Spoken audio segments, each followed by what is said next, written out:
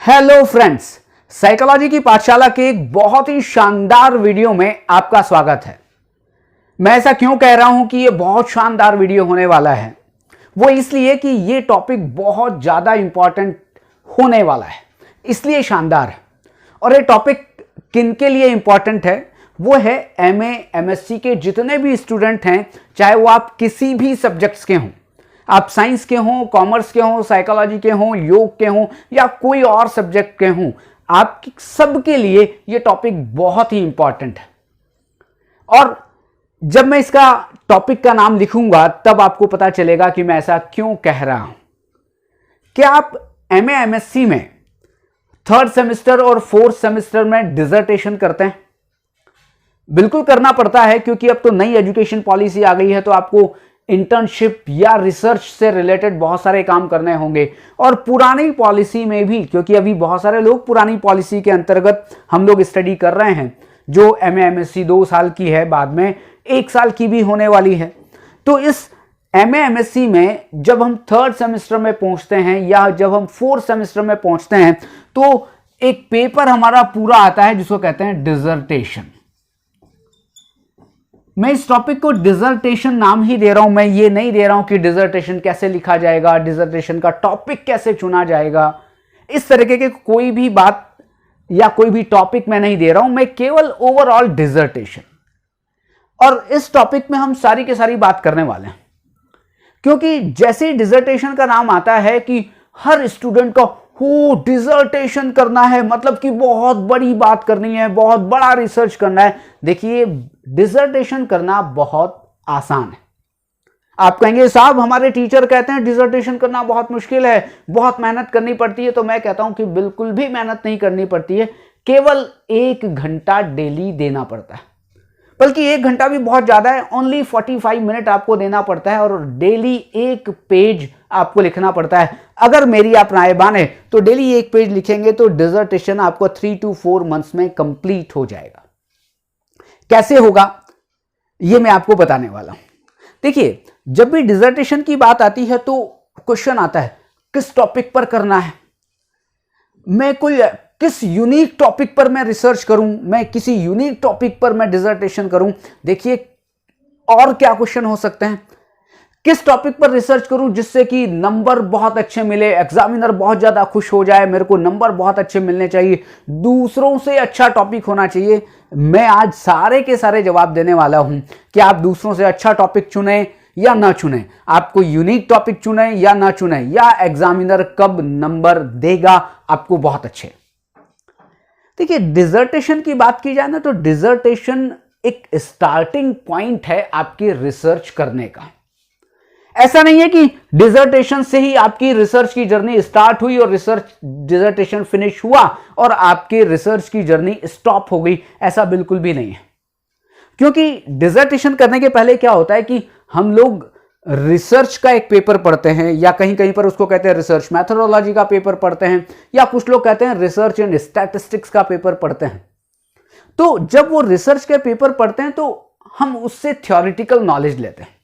Problem क्या होती है, हाइपोथेसिस क्या होती है, वेरिएबल्स क्या होते हैं, टाइप्स ऑफ रिसर्च क्या होती है, ये सारी की सारी हम चीजें पढ़ते हैं। अब उनका जो एप्लीकेशन है वो है डिसर्टेशन।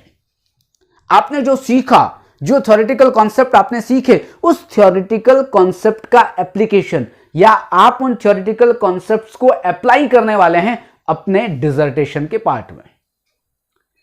तो डिसर्टेशन, मैंने अभी कहा कि डिसर्टेशन में रिसर्च करनी पड़ती है। किस तरह की रिसर्च करेंगे वो आपके सब्जेक्ट के ऊपर डिपेंड करेगा कि आप संस्कृत के सब्जेक्ट के हैं, आप इकोनॉमिक सब्जेक्ट के हैं, आप योग के हैं, आप साइंस के हैं, या किसी और सब्जेक्ट के हैं। और जब भी आप डिसर्टेशन करेंगे तो आपको एक मेंटर, मतलब कि जो टीचर आपका है, जो आपको पोस्ट ग्रेजुएशन में पढ़ा रहा है, कोई आपको टीचर मिलता है और उस टीचर के अंडर में आपको डिसर्टेशन करना पड़ता है। और टीचर क्या करता है, आपको गाइड करता है, और गाइड करने के बाद आप 3 से 4 महीने, क्योंकि डिसर्टेशन में बहुत ज्यादा टाइम नहीं मिलता है। कुछ लोग कहते हैं थर्ड सेमेस्टर में होता है तो भी 3-4 महीने ही मिलते हैं, फोर्थ सेमेस्टर में होता है तो भी 3-4 महीने मिलते हैं। उन्हीं 3 to 4 मंथ्स में आपको अपना डिसर्टेशन करना है। ये सबसे बड़ी इंपॉर्टेंट बात है। लोग कहते हैं डिसर्टेशन करना है, बहुत यूनिक टॉपिक पर करना है, बहुत अलग टॉपिक पर करना है। भाई साहब, समय केवल और केवल 3 से 4 महीने हैं। इन 3 से 4 महीनों में ही आपको अपना डिसर्टेशन करना है। तो अब बात आते हैं कि मैंने कहा कि डिसर्टेशन क्या है। डिसर्टेशन जो है वो जर्नी है, और वो कहां से, वो आपकी जर्नी किस चीज की है, वो रिसर्च की जर्नी है। और कहीं भी वो स्टार्ट हुई है अभी डिसर्टेशन से, एंड तो क्या होगा, एंड तो फिर उसका रिसर्च का कभी है ही नहीं, क्योंकि आप रिसर्च प्रोजेक्ट उसके बाद कर लें, आप पीएचडी कर लें, आप और कोई प्रोजेक्ट करते रहें, लेकिन रिसर्च की जर्नी कभी खत्म नहीं होगी। रिसर्च आप अपनी लाइफ में भी करते हैं, रिसर्च अपने पढ़ाई में भी करते हैं, रिसर्च कहीं ना कहीं करते रहते हैं। तो डिसर्टेशन में क्या, एक जर्नी है आपके रिसर्च की। और डिसर्टेशन 2 तरीके से हो सकता है बेसिकली, एक जिसको कहते हैं क्वालिटेटिव और एक जिसको कहते हैं क्वांटिटेटिव। क्वालिटेटिव का मतलब सिंपल से आप मान लें कि थ्योरेटिकल रिसर्च करना है, थ्योरेटिकल डिसर्टेशन बनाना है, और क्वांटिटेटिव का मतलब है कि आप एक्सपेरिमेंटल रिसर्च करना चाहते हैं। ये फिर डिपेंड करेगा, संस्कृत के हैं तो भाई साहब उसमें तो कोई क्वांटिटेटिव एनालिसिस हो नहीं सकती, हिंदी में क्वांटिटेटिव एनालिसिस हो नहीं सकती, तो आप कहेंगे क्वालिटेटिव रिसर्च कर रहा हूं, मतलब कि क्वालिटेटिव रिसर्च को लेकर मैं अपना डिसर्टेशन कंप्लीट कर रहा हूं। मैथमेटिक्स की बात करें, साइकोलॉजी की बात करें, ऐसा नहीं है कि साइकोलॉजी में, योग में क्वालिटेटिव रिसर्च नहीं हो सकता है, हो सकता है। अब ये क्वालिटेटिव रिसर्च का आपको मानकर यही चलना है कि थ्योरेटिकल रिसर्च और क्वांटिटेटिव रिसर्च का मतलब है एक्सपेरिमेंटल रिसर्च। आपको क्या करना है, इन दोनों में से कोई एक टॉपिक पर, मतलब किसी एक एरिया पर आपको रिसर्च करनी है। आप क्वालिटेटिव भी कर सकते हैं, क्वांटिटेटिव भी कर सकते हैं। ऐसा बिल्कुल भी नहीं होता है, कभी कभी स्टूडेंट के मन में क्वेश्चन होता है कि साहब क्वांटिटेटिव करेंगे तो ज्यादा अच्छे नंबर मिलेंगे या क्वालिटेटिव करेंगे तो ज्यादा अच्छे नंबर मिलेंगे। ऐसा बिल्कुल भी नहीं होगा। जो डिसर्टेशन अच्छी तरह क्लियर लिखा जाएगा, क्लियर उसकी रिसर्च मैथोडोलॉजी होगी और आपको उस डिसर्टेशन के बारे में पता होगा, आप अच्छी तरह अपने आप को प्रेजेंट कर पाएंगे अपने एग्जामिनर के सामने, तो आप कोई भी रिसर्च करें, चाहे वो क्वालिटेटिव हो चाहे क्वांटिटेटिव हो, आप दोनों ही रिसर्च में आपको अच्छे नंबर मिलने वाले हैं। यहां तक बात अपनी पूरी हो गई। अब डिसर्टेशन शुरू कैसे करें? देखिए, डिसर्टेशन शुरू करने के लिए आपको पहले देखना पड़ेगा इंटरेस्ट एरिया। किसका इंटरेस्ट एरिया? इंटरेस्ट एरिया वो होगा आपका, कि आपका इंटरेस्ट एरिया क्या है, आप किस एरिया में रिसर्च करना चाहते हैं। ऐसा कभी मत करिएगा, नहीं साहब मैं अपने दोस्त को देखा, उसने कोई भी एक टॉपिक पर रिसर्च किया, मैं भी उसी टॉपिक को कैरी फॉरवर्ड कर रहा हूं, या मैंने रिसर्च पेपर देखे थे, उन्होंने किया तो मैं भी कर सकता हूं। देखिए, दूसरों ने क्या किया है वैसा नहीं, दूसरों ने तो बहुत कुछ किया है। आप कहेंगे साहब मैं भी करना चाहता हूं, लेकिन आपके पास, आगे मैं बढ़ूंगा तब मैं बताऊंगा कि क्या आपके पास पैसा है, आपके पास समय है। अब आप कहेंगे पैसे की क्यों जरूरत है, तो वो भी बताने वाला हूं। तो इंटरेस्ट एरिया क्या है, पहले इंटरेस्ट एरिया को आप देखें, क्योंकि हर व्यक्ति का अपना इंटरेस्ट है। मुझे कोई कहे साहब मैथमेटिक्स में रिसर्च कर लो, अरे भाई साहब मेरा इंटरेस्ट ही नहीं है। साइकोलॉजी में रिसर्च करना है करूंगा, योग में रिसर्च करना है करूंगा। अब योग और साइकोलॉजी में भी कुछ एरिया मेरे स्पेसिफिक हैं जिसमें साइकोलॉजिकल इंटरप्रिटेशन होती हो, उस टॉपिक पे मैं रिसर्च करूंगा। कुछ एक्सपेरिमेंटल रिसर्च में करना चाहूंगा। हर एक व्यक्ति हर एक टॉपिक में एक्सपर्ट नहीं होता है, हर एक टॉपिक पर वो डिसर्टेशन नहीं कर पाता है। सबसे पहला मेरा रिसर्च इंटरेस्ट एरिया में देखूं, और उस रिसर्च इंटरेस्ट एरिया से मैं अपनी एक रिसर्च प्रॉब्लम को ढूंढूं, और फिर उस रिसर्च प्रॉब्लम पर काम करना शुरू करूं। फिर एक क्वेश्चन आया था कि साहब मैं बहुत ही यूनिक टॉपिक पर एक रिसर्च करनी है, तो मेरा सबको एक ही सजेशन होता है कि किसी भी यूनिक टॉपिक पर रिसर्च करनी नहीं है।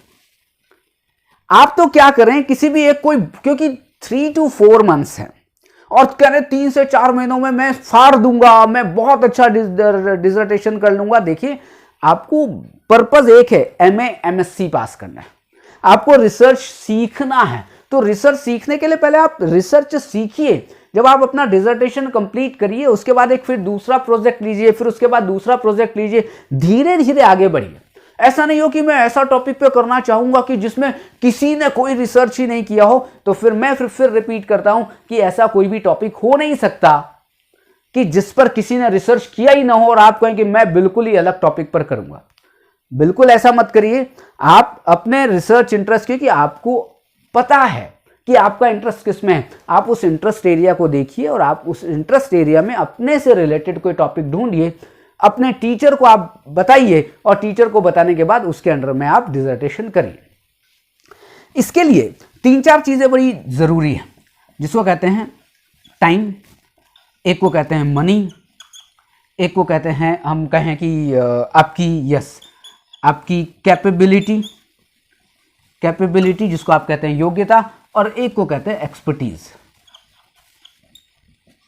एक्सपर्टीज विशेषज्ञता, कि आपके पास अब इंटरेस्ट एरिया आपने चुना, नहीं मैं ऐसा भी कोई टॉपिक ढूंढ सकता हूं जो बहुत लंबे समय तक रिसर्च किया जा सकता है।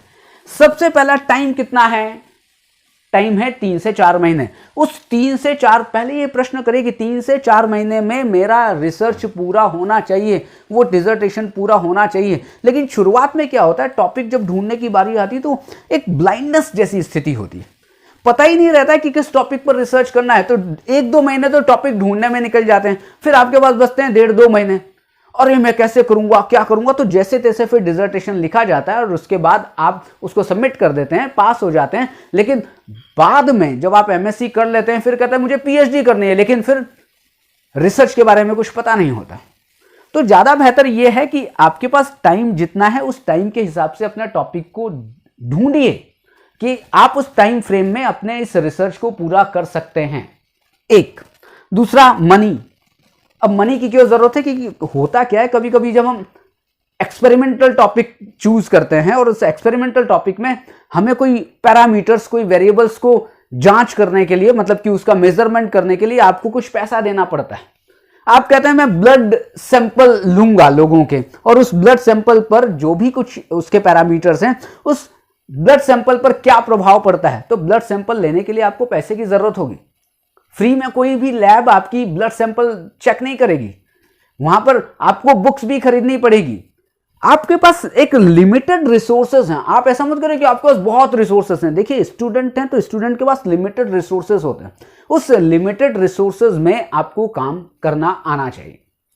तीसरा कैपेबिलिटी।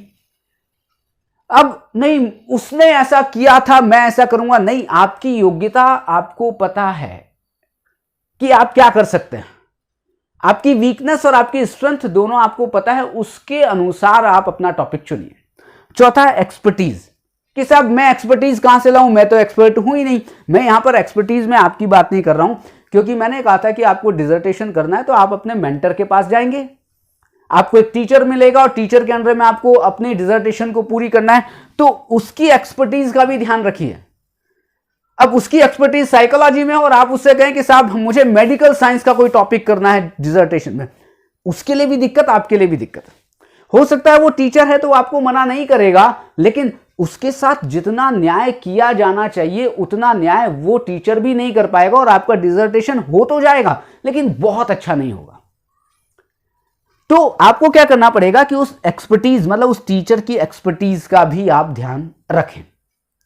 उसके बाद अगर और बात की जाए कि कितने पेजेस का डिसर्टेशन हो, फिर ये डिपेंड करता है कि पेजेस आपके टॉपिक के ऊपर डिपेंड करते हैं। ऐसा नहीं है कि कोई 60 पेज का डिसर्टेशन भी हो सकता है और कोई 200 पेज का भी डिसर्टेशन हो सकता है।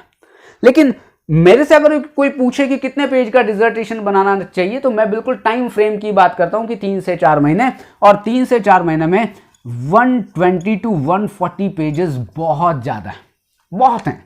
बल्कि अच्छा डिसर्टेशन 120 to 140 पेजेस में बन सकता है आपका ये एक। इसलिए नहीं 250 पेज करना है, 50 पेज भी करना है तो 50, ऐसा मत करिए। 50 पेज में पीएचडी हो जाती है, ये भी हो सकता है। 50 पेज में आप कहेंगे कैसे हो जाती है, हो जाती है, ऐसा कोई टॉपिक हो सकता है। लेकिन एक, क्योंकि डिसर्टेशन करेंगे तो थोड़ा आपको पेजेस भी भरना है। बड़ी सिंपल सी बात है कि आपको एक बनाना भी है, ऐसा ना हो कि आपको फिर इंफीरियरिटी फील होता है कि साहब उसका तो 150 पेज का है, मेरा तो 50 पेज का है। तो आप कोशिश ये करिए 100 पेज तक जाइए, नहीं तो 90 पेज से ऊपर करिए। और अगर थ्योरेटिकल है फिर तो आपको 120 to 140 पेज करने ही चाहिए। क्यों? क्योंकि आपको मैटर कलेक्ट करना है, फिर उसमें लिखना है, तो 120 to 140 पेज होंगे ही होंगे। अब टॉपिक थोड़ा सा चुनने की ऐसी कोशिश करिए, या इन 140 पेजेस जो आपने लिखे हैं उनको इस तरह से लिखने की कोशिश करिए कि आप डिसर्टेशन करने के बाद उसका रिसर्च पेपर बना पाए। क्योंकि आपको अगर बाद में रिसर्च करनी है तो रिसर्च पेपर पब्लिकेशन बहुत जरूरी है। आपके पीएचडी में भी हेल्पफुल होगा, आपकी रिसर्च की जर्नी में भी हेल्पफुल होगा। तो आपको क्या करना चाहिए, आप ऐसा टॉपिक लें या टॉपिक जो भी आपने लिया उस पर ऐसा डेटा कलेक्ट करें, उसकी रिसर्च मेथोडोलॉजी ऐसी इतनी अच्छी हो कि आप उसके ऊपर एक रिसर्च पेपर पब्लिश करा पाएं किसी भी अच्छे जर्नल में। रिसर्च पेपर पब्लिश होगा तो आपका भी नाम होगा, आपके मेंटर का भी नाम होगा, और कहीं ना कहीं आपको रिसर्च की जर्नी में उसको हेल्प मिलेगी। एक बहुत इंपॉर्टेंट चीज कि एक वर्ड होता है जिसको कहते हैं साइटेशन, और दूसरा होता है जिसको कहते हैं रेफरेंस।